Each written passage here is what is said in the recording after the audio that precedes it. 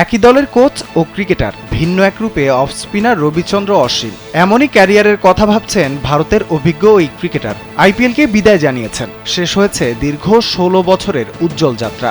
এবার বিদেশি টি-20 লিগগুলোতে দেখাবেন নতুন চমক। আগেই আন্তর্জাতিক ক্রিকেটারকে বিদায় জানিয়ে অবসর সময় পার করছেন ভারতের অভিজ্ঞ এই অফ স্পিনার।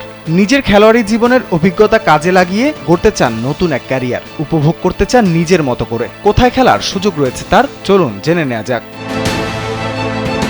ক্রিকবাজের প্রতিবেদনে জানা যায়, যুক্তরাষ্ট্রের মেজর লিগ ক্রিকেট, ইংল্যান্ডের দ্য 100 ও সংযুক্ত আরব আমিরাতের আইএল টি-20 লিগ অশ্বিনের নজরে রয়েছে। বিশেষ করে আইএল টি-20-র ৬টির মধ্যে ৫টি ফ্র্যাঞ্চাইজির মালিকানায় ভারতীয় প্রভাব থাকায় সেখানে সুযোগ পাওয়ার সম্ভাবনা বেশি। এখন যে কোনো ব্র্যান্ডের পুরাতন এসি বদলে নতুন ওয়ালটন এসিতে উপভোগ করুন 25% ছাড়।